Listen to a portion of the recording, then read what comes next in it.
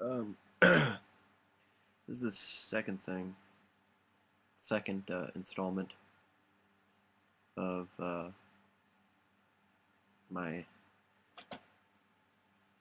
ramblings. Um, Today, I'm going to talk about art. And this is just my opinion, but it seems to me that and this is something I wrote about it, and I'm not sure if it's true or not. Um, but I feel very very strongly about this. Seems to me art is reality with meaning, but a meaning that is at least partly disparate from whatever it expresses, relenting to a feeling of mystery and strangeness that ultimately is an affectation.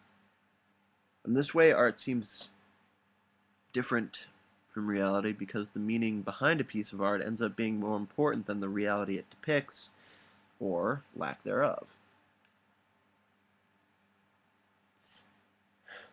In reality, the only thing that is important is reality because it is not lacking. Art is lacking because it is not reality. It is an imitation, and so then must convey meaning, convey something beyond itself. Equivocality is needed in order for one to rightly portray in art a reality that is not equivocal.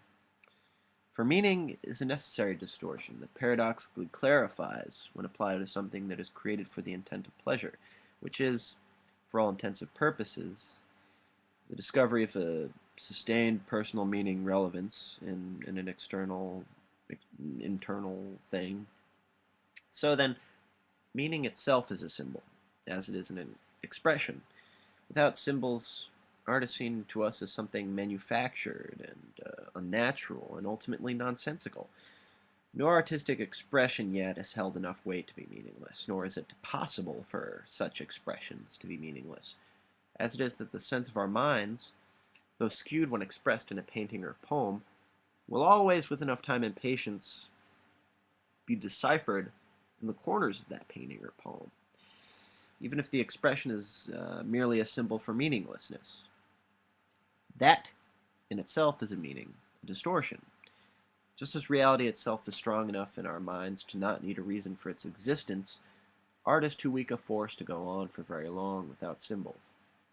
We are unable to reconcile meaning with reality, as it is that perhaps they are combined in one, just as we cannot have meaning and reality exist as the same thing in a piece of art, without the piece losing something valuable. They must be separate in order to be meaningful. This is due in simple terms to the fact that art is not reality, is indeed a defect of the imagination, an obscure bubbling in the swamp. The fact of this is depressing as hell. And yet, in keeping with the good graces of absurdity, I remain hopeful. But to what purpose? Now, what I'm about to tell you is a response to what I wrote by someone I know.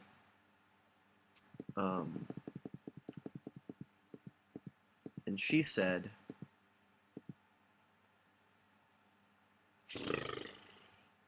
you know, I'm too lazy to read it, but I I think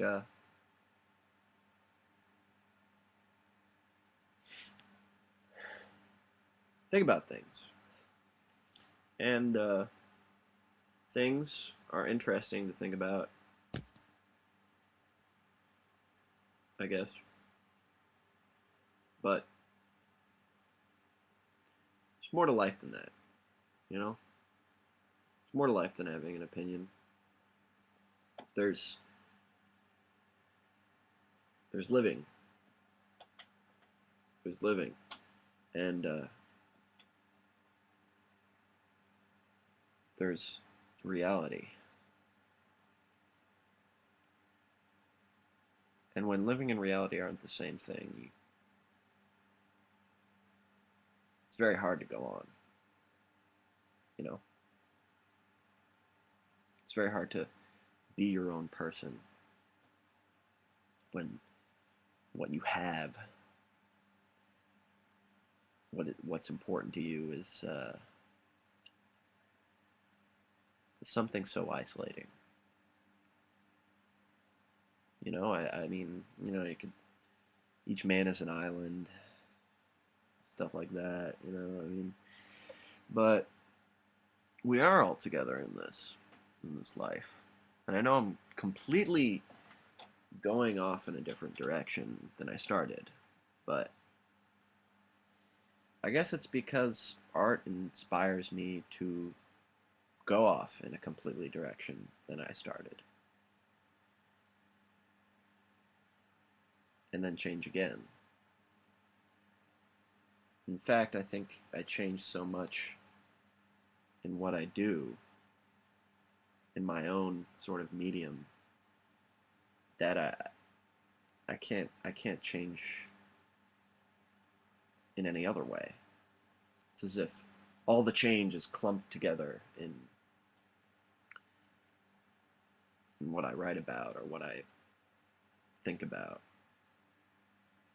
When the crucial things, you know, the really important things that people spend their lives changing are glossed over, so that they don't even feel apparent, don't even feel real. So I say, if what is important for me to change doesn't feel real to me, if how I affect people negatively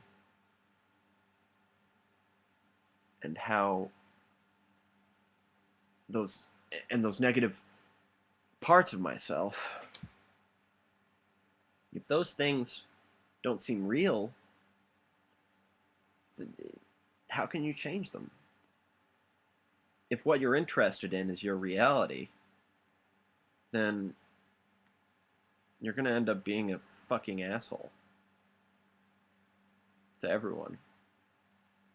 Either that or you're going to hurt a lot of people. And I don't want to do that. You know? Don't want to do that. But I guess what I'm saying is that you can do things that are bad, and it can seem like it's some other dude that's doing them, you know? And there's that disconnect, you know, between the mutability of your own interests and drive and ambitions and the mutability of yourself, you know? So it's almost like I change and I sculpt things and opinions, and it comes out as ranting and rambling because I'm really trying to change myself, and I don't realize that. And in art, I think, and it doesn't have to be true, I don't know, but to me, art for me, in order to do something truly great with it, you have to change yourself. You have to fix that crucial flaw in your life in order to fix that crucial flaw in your own artistic endeavors, in your own artistic work. And if you don't do that, then you'll just be fucking pushing a brick wall for the rest of your life, pushing up against something. So that's my spiel, and I hope it's not too boring for you guys. But I think it's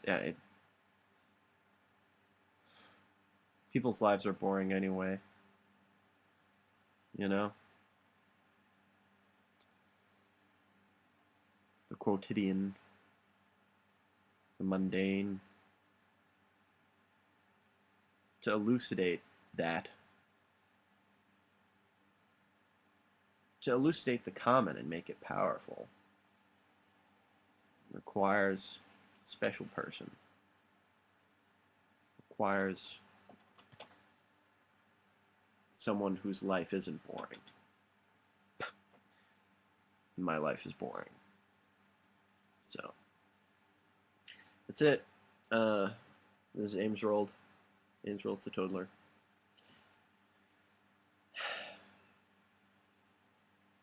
There it is.